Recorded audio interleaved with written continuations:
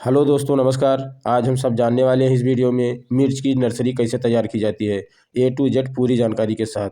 तो फिर देर ना करते हुए वीडियो में आगे बढ़ते हैं और जानते हैं नर्सरी कैसे तैयार की जाएगी। मिर्च की नर्सरी तैयार करने के लिए सबसे पहले हमें खेत की तैयारी करनी पड़ती है। खेत की तैयारी करने के लिए हमें खेत का चयन करना पड़ता है। खेत का चयन करने के लिए उस भूमि का चयन करना चाहिए जिस भूमि में उर्वरा शक्ति अधिक हो। लंबाई 5 फीट, चौड़ाई 4 फीट की हमें एक क्यारी बना लेनी चाहिए।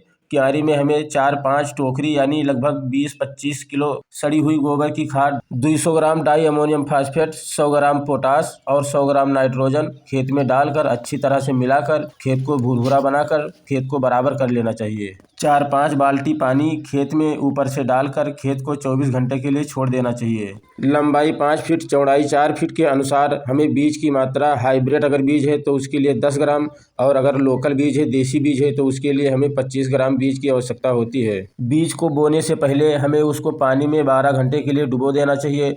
इसके बाद में उसे निकाल कर छाँव में सुखा लेना चाहिए 10-20 मिनट के लिए।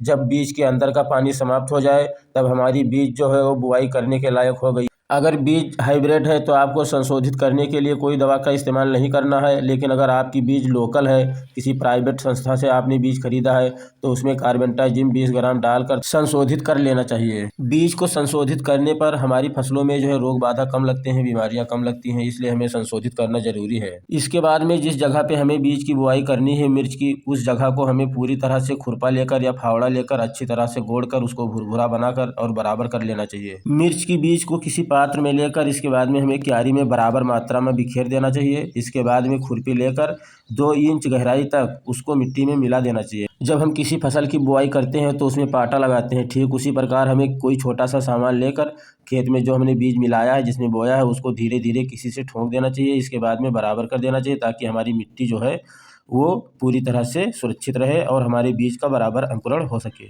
बीज को 100% अंकुरण करने के लिए हमें उसके ऊपर से बोरा का टाट डालकर और ढक देना चाहिए।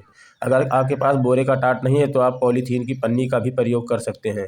अगर हम ऊपर से ढकेंगे तो वो हमारे खेत की वाष्पोत्सर्जन क्रिया नहीं हो पाएगी। टाइम टाइम पर हमें उसकी देख रेख करते रहना चाहिए। जैसे हमारे बीज का अंकुरण होता है तो हमें पॉलीथीन की पन्नी या बोरा का टाट जो आपने ढका है उसको हटा देना चाहिए। हटाने के बाद में हमें उसमें सिंचाई करने के लिए डायरेक्ट पानी नहीं देना चाहिए। सिंचाई करने के लिए हमें स्प्रे मशीन में 5-6 लीटर पानी डालकर उसमें कार्बेंटाजिम कुछ मात्रा में डालकर यानी 2-3 ग्राम डालकर पानी को अच्छी तरह मिला लेना चाहिए और इसके बाद में हम स्प्रे मशीन से ही सिंचाई करना चाहिए, क्योंकि अगर हम ऐसा करते हैं तो हमारे पेड़ जो है क्षतिग्रस्त नहीं होंगे और ना ही नष्ट होंगे। अगर हम डायरेक्ट पानी दे देंगे तो हमारे पेड़ नष्ट भी हो सकते हैं, इसलिए हमें स्प्रे मशीन से जब तक हमारी नर्सरी 15 दिन की नहीं हो जाती है तब तक सिंचाई करना है। अगर नर्सरी में कीट का प्रकोप दिखता है आपको तो कम से कम कीटनाशक का प्रयोग करना चाहिए। जब हमारी नर्सरी 15 दिन की हो जाए तो उसमें हमें डाइथेनियम 45 10 ग्राम की मात्रा 5 लीटर पानी में घोल बनाकर अच्छी तरह से ऊपर से छिड़काव करना चाहिए।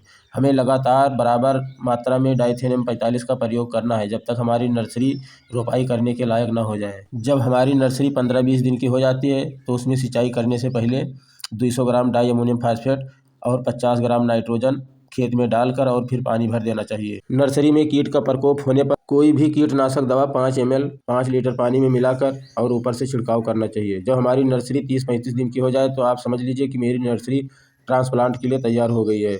35 से 40 दिन के अंदर अंदर हमें नर्सरी का ट्रांसप्लांट कर देना चाहिए। अगर हमारी नर्सरी ज़्यादा बढ़ जाती है, बड़े बड़े पेड़ हो जाते हैं, इसके बाद हम ट्रांसप्लांट करते हैं तो हमारे पेड़ जो हैं, पौधे जो हैं, उनके जड़ों का विकास कम होता है और वह क्षतिग्रस्त हो जाते हैं और पूरी तरह से उत्पादन क्षमता नहीं मिल पाता है।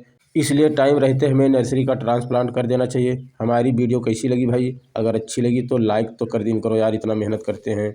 और इसके बाद में हमारे चैनल को सब्सक्राइब भी कर लीजिए ताकि जब हम नया वीडियो लेकर आएँ तो आपको उसका नोटिफिकेशन सबसे पहले मिले। मिलते हैं अगली वीडियो में, तब तक के लिए किसान भाई नमस्कार। जय जवान जय किसान, जय हिंद जय भारत।